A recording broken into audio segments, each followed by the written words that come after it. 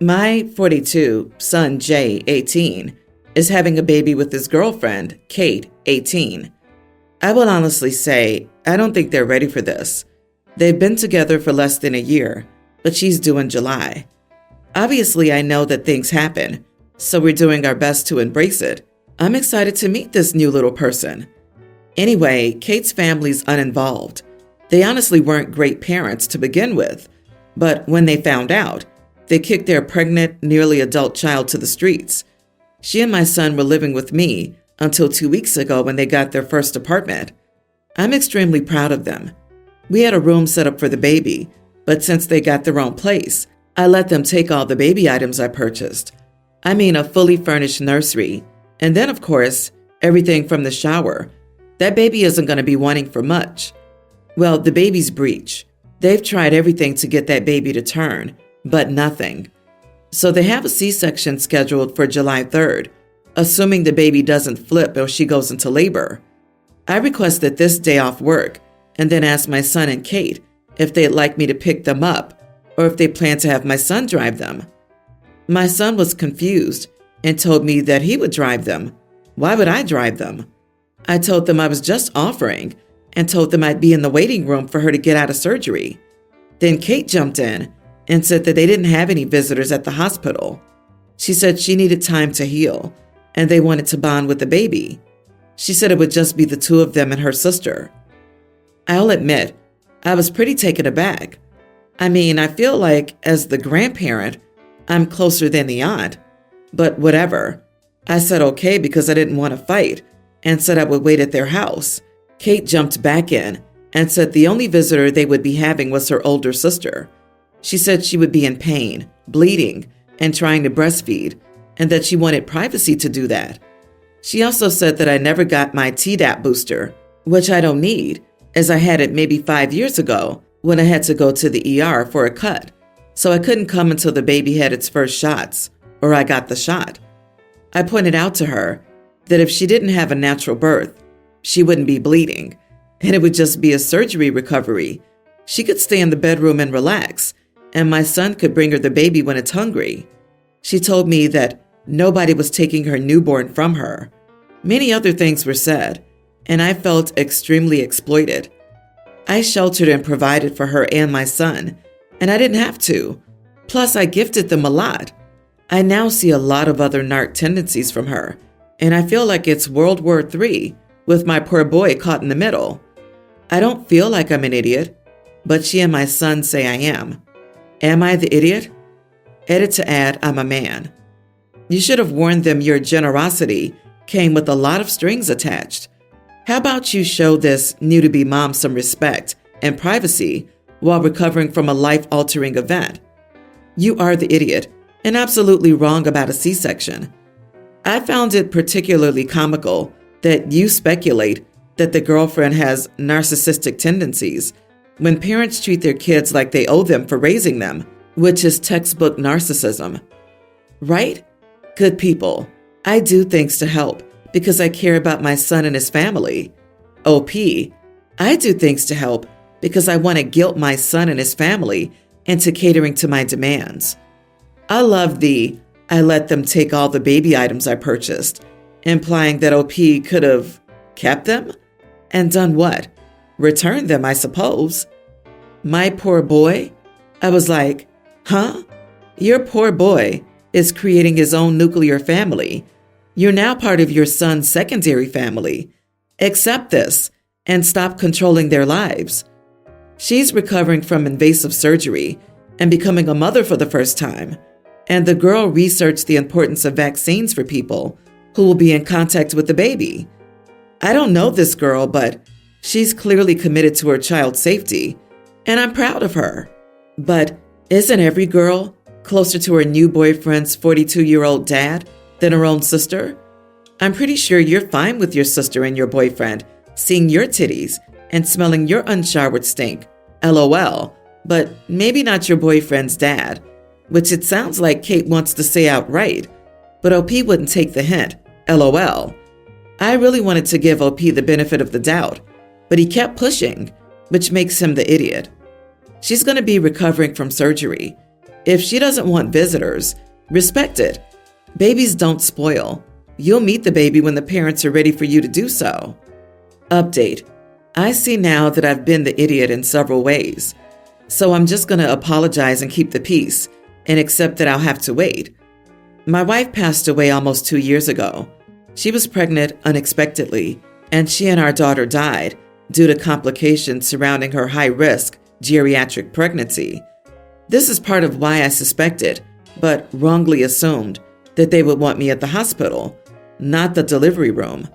We had no support from our families when my son was born, and he's gone through a rough few years. I just wanted them to be supported as much as possible. I, 25 female, live in a highly populated city. We have a backyard parking lot in my small building, and the ground is covered with concrete grid pavement, has holes with grass in between. I was away from home for a few weeks and also purchased a new car. This car is significantly bigger than my last and is tough to park, especially with the small, awkwardly spaced parking lot. It's not straight lines like at a grocery store. The builder worked around the weirdly shaped building and gazebo, so the parking spots are all over the place, so every apartment can have one. Well, the morning I returned, I received a text that I had run over the kids' project garden for the summer. I was confused because I was sure I hadn't gone anywhere near any small patches of dirt we had for planting. I went onto the balcony and saw crumpled plants on the left of my parking spot. The plants, however, were planted in between the grid pavement. I texted back that their makeshift garden was on the pavement meant for cars to go over. They told me that I could avoid running it over. I tried for a few days, but ultimately, one night in the dark, I ran some of them over again.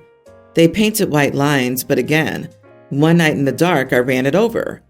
My neighbor's next step was to put potted plants to surround it. And guess what? I ran over the pots late at night. At this point, one guy called me downstairs and gave me a 10-minute lecture on how to park without doing it.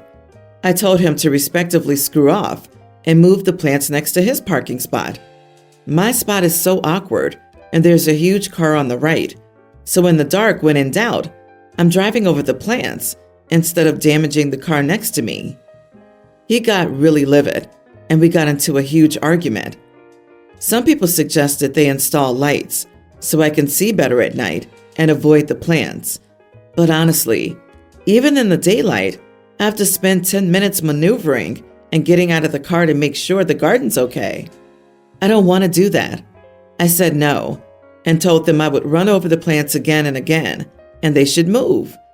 A lot of people called me an idiot. Am I? Not the idiot. You do not make a garden in a parking lot. They can do potted plants in their parking spot, but not yours. And why do they insist on putting the plants near your spot? If they don't get enough light in their own spot, they could simply look for plants that can live with less light.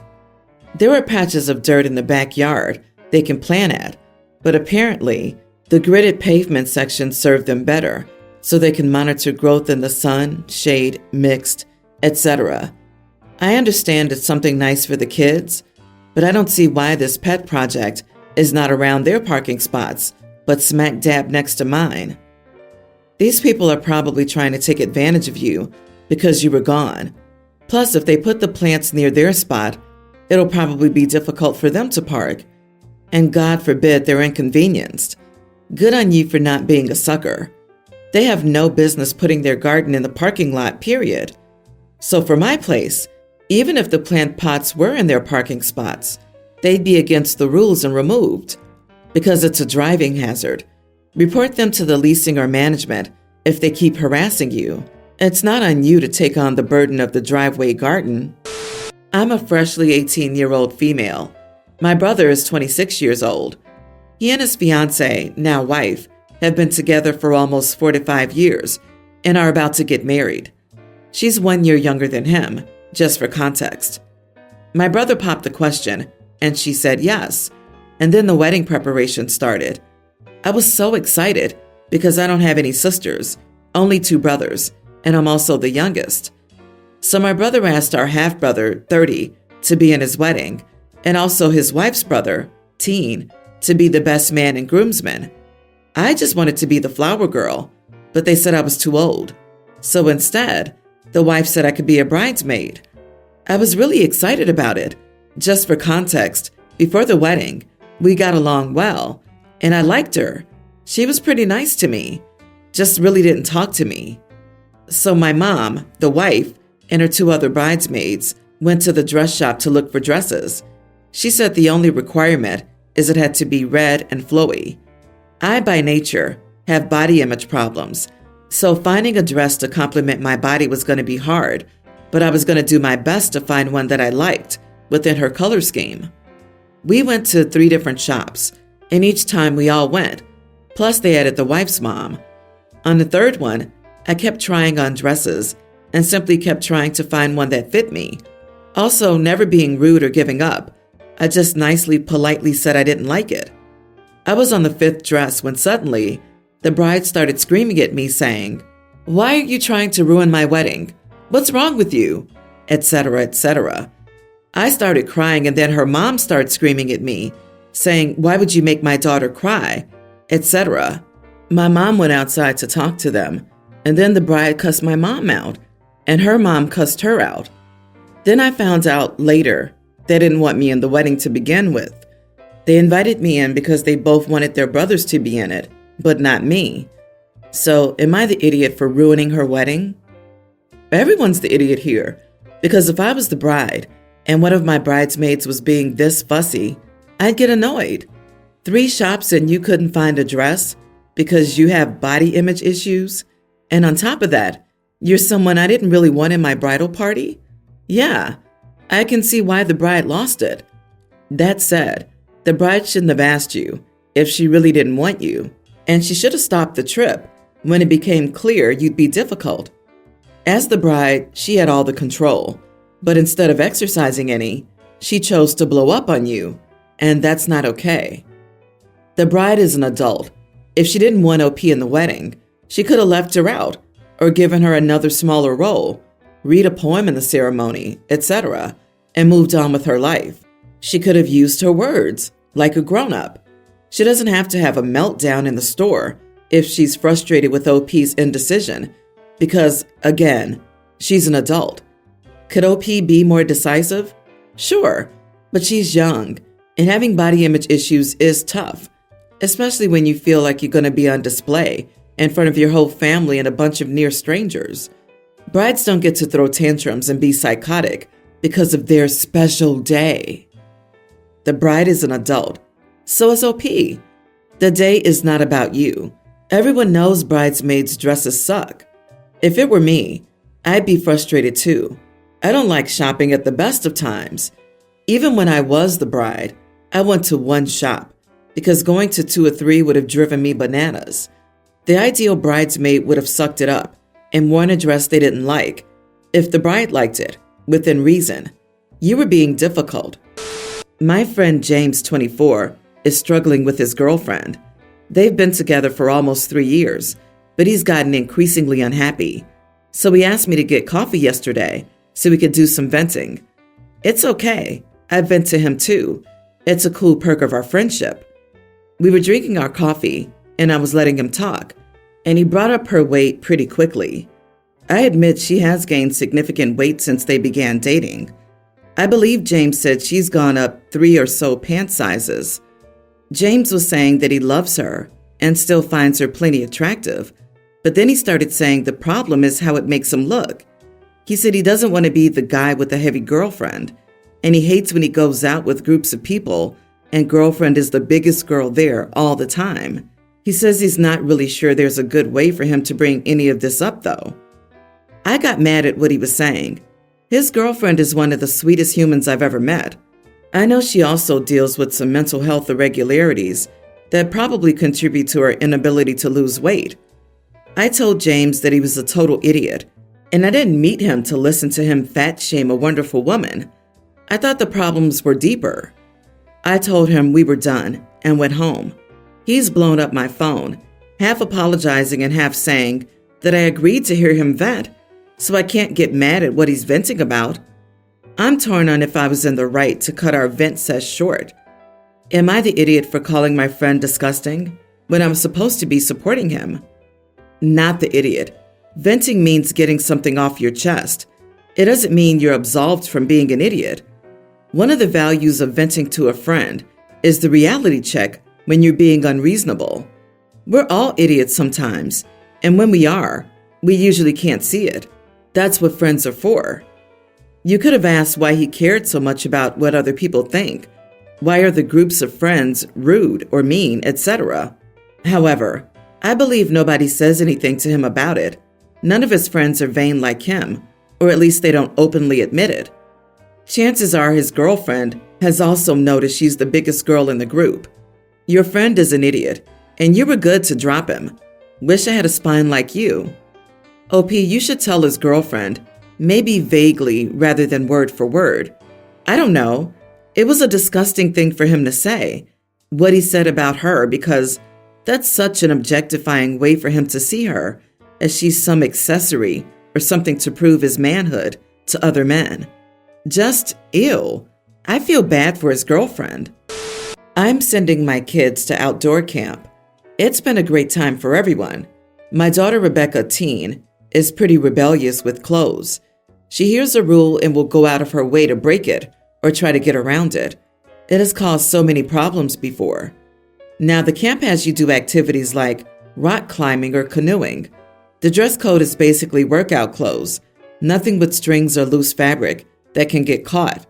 My daughter was wearing leggings and a runner's shirt before I dropped her off. She snuck in a dress and changed into it at camp.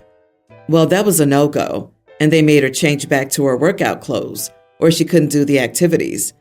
They also sent me a note saying we have other things to do, and if it happens again, she'll be asked not to return. I agree with them 100%, but she's been saying they can't police her clothes, and my husband and daughter think I'm a jerk for not fighting the camp on the dress code. My husband has trouble with when to pull back support for my daughter, especially with issues that affect women only. I think he's trying to be supportive since dress codes are usually awful. Also, it doesn't help that he's not athletic at all, and I think he doesn't understand why climbing in a dress won't work. Not the idiot. They can't police her clothes? Actually, they can, and they have. Suppose she gets hurt because she's dressed inappropriately for an activity. In that case, it's their butt getting sued for allowing her to participate while dressed in a way that increases her risk of injury. She's 15. She's old enough to understand that there's a time and a place to be as cute as possible, and it isn't at an athletic day camp. She can follow the rules that apply to everyone or suffer the consequences. This isn't a body shaming or freedom of speech issue. It's a safety issue.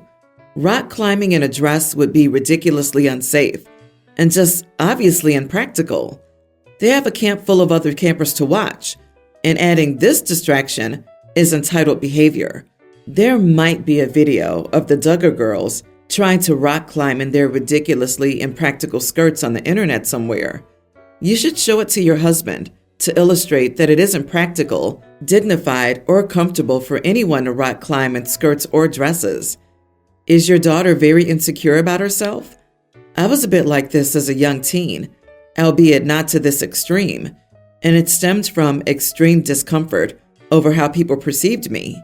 It manifested as trying to look immaculate as often as physically possible, even to the point of physical discomfort.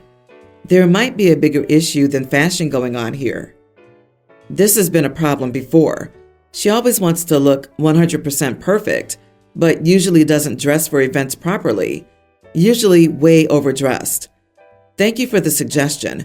I sent my video a husband of rock climbing in a dress, which should clarify why she can't do that.